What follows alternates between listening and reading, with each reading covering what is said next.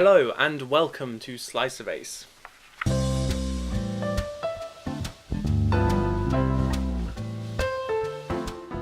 This is the first video in a 3-video series that I am doing on asexual relationships.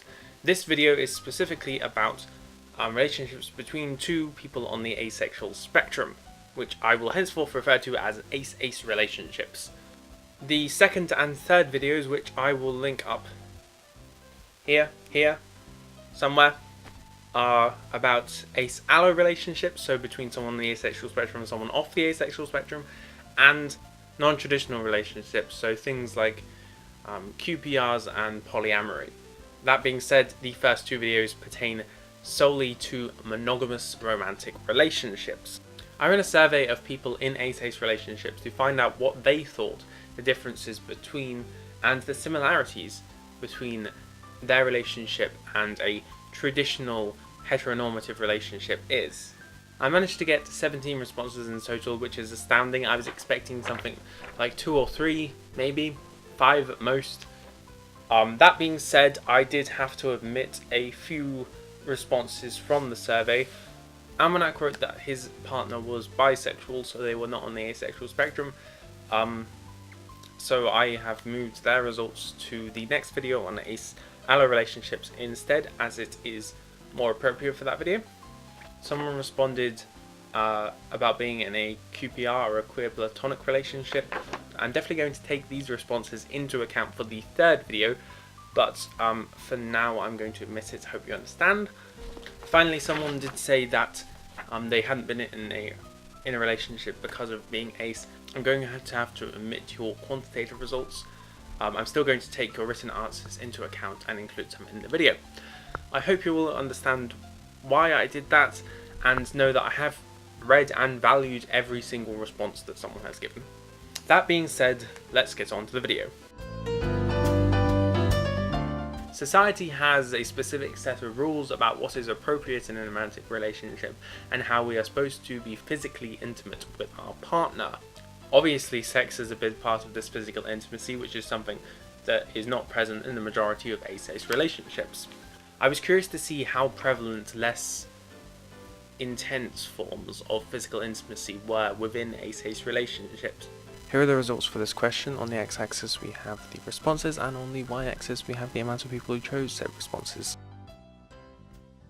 So there were a lot of people, hugs, cuddles and hand-holding, and where it gets interesting is kisses. So if you think of a romantic relationship, normally you'd think of kissing, but this is a form of physical intimacy that a lot of asexual people aren't comfortable with. I had 17 responses and only 7 people kissed their partner. There's definitely a smaller proportion of people who enjoy kissing than on what a quote-unquote normal relationship would be. And then snogging, or the British word for making out, is obviously very uncommon. I know that it's often perceived to be a sexual act. I personally don't mind it. And then there was one respondent who put in sex as physical intimacy, and this proves that asexuality doesn't have to do about sexual action, but about sexual attraction. You can still have sex in a relationship. The interesting thing to note here is that a lot of these romantic actions, which people expect when they think of relationship, not everyone likes these. I imagine not every allosexual likes all these things either. But I think that because ace-ace relationships already differ from the norm because they aren't inherently sexual, people are more comfortable to differ from the norm in other ways.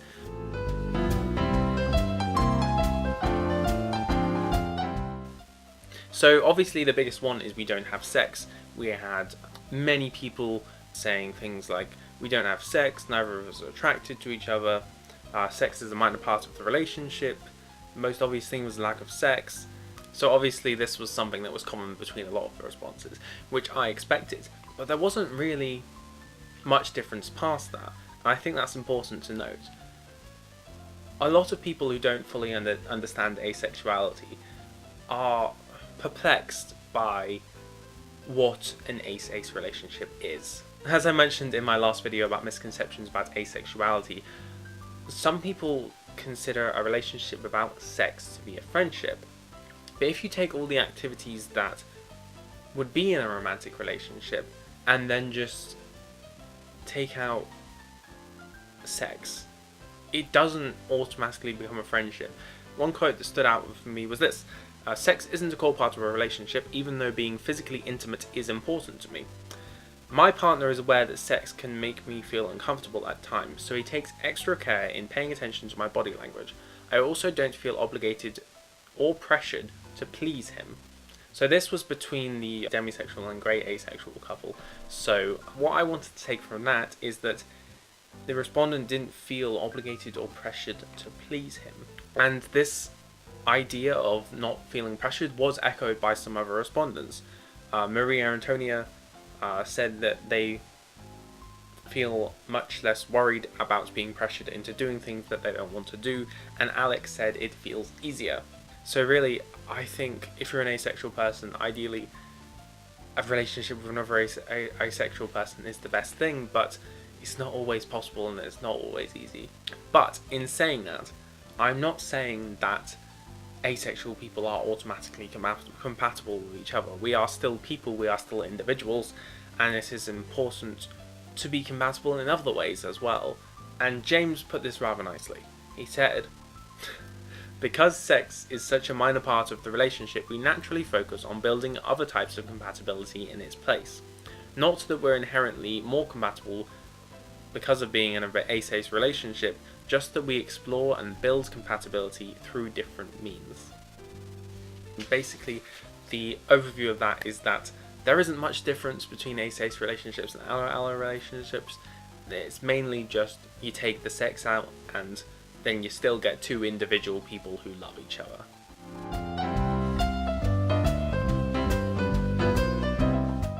So to summarise this question about what is important in a healthy relationship, I made a word cloud. And as you can see, communication is by far the biggest word.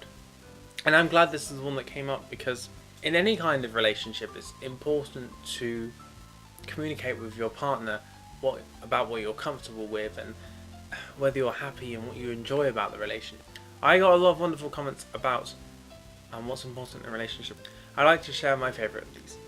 Rosetta said, communication, communication, communication. Always be aware of each other's boundaries, needs, and never be afraid to ask questions. A lack of communication can lead to one doing something another finds uncomfortable, totally by accident, and can breed resentment if they don't know about it. It's best to nip any issues in the bud before they become major problems. I think that summarises it very nicely, and I don't think that this differs for ace relationships or other relationships. Another thing that was mentioned quite a lot was about physical intimacy. I've already talked about this a bit, but I'll just share some things that people have said. Sadie said, don't feel obligated to be physically intimate beyond what you are comfortable with. No two relationships are alike, and not having sex or being intimate doesn't mean your relationship isn't real. This doesn't have to apply to just ace relationships though. And I agree wholeheartedly with this. Everyone is an individual and will want, need and desire different things out of a relationship. Similarly, an anonymous person said, figure out what type of touching you're both comfortable with. Some aces love cuddling, kissing, etc., while other aces don't. This is just once again reiterating that point I made about physical intimacy, and how the graph showed that there was a lot of some people were comfortable with some things but not with others, and there isn't really a baseline you can expect.